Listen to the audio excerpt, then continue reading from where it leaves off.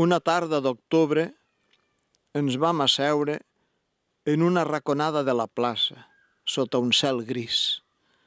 Vam demanar xucrut, col fermentada amb boletes de fècula i amb carn de porc, una delícia que rep, en txec, un nom quasi il·legible.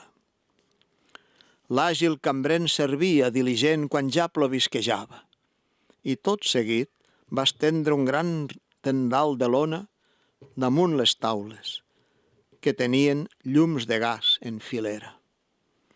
Al cap de poc, quan l'aigua tamborinava, vam sentir una rara escalfor que amorosia l'aire.